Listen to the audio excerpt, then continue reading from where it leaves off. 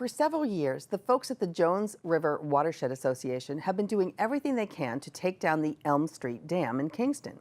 While it might be nice to look at, it doesn't serve the ecological purpose it was designed for centuries ago. According to the Watershed Association, it makes not only ecological sense to take it down, but financial sense as well. Well, now they've got the funding to begin the process of removing the dam. We spoke to the group's ecology program director to find out what the next steps will be. No one ever said that removing the Elm Street Dam would be easy or fast. Just ask anyone at the Jones River Watershed Association and they'll tell you the same thing. But after a 10-year quest, they're starting to see some light at the end of this tunnel. They received grant money from the town of Kingston, as well as state and federal matching funds and money from Patagonia over the summer of 2016. But getting the funding is just the start of the next leg on this long journey. So this is still a multi-year project. The money that we have from the state and the town and Patagonia will get us through the design and permitting phase, including all the studies that have to be done in the meantime to get to that point. So, and even at that, that's a 1.5 to 2 year project in and of itself. So 2 years from now, we will be in a position to be actually doing the physical removal.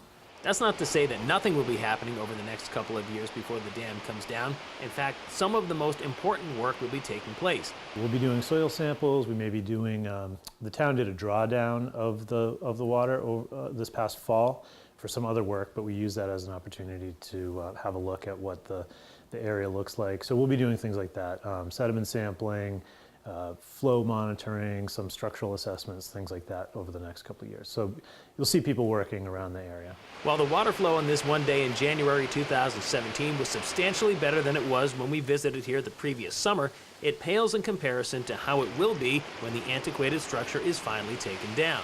And that's a net positive for creatures that inhabit these waters, never mind freeing up stagnated waters from the pond across the street. It's a benefit to fish that swim upstream and spawn, like river herring and rainbow smelt. It's a benefit to fish that live in the river, like trout, eastern brook trout, as well as the rest of the wildlife in the system. It improves water quality by flowing the river. It keeps nice cool water instead of hot water that gets baked in the sun. Moves nutrients through the system, moves sediment through the system the way it's supposed to. Visitors and residents alike generally agree that the dam is pretty nice to look at. The argument to that is that it is still infrastructure that will cost more money to maintain the longer it stays in place. There's also precedent of people enjoying the changes once they've been made on another structure in town.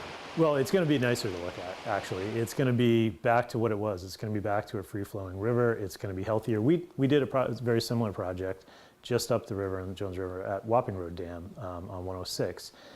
And the people who stop by to visit, the people who live in that neighborhood tell us all the time how much more alive the river looks, how much nicer it looks. And we expect that the people around the Elm Street will think the same. For now, folks in the area will still have plenty of time to enjoy the view. We're told that when construction does begin here, the delays for travelers on Route 80 will be minimal at best. Reporting from the Elm Street Dam in Kingston, Brian Sullivan for PCN.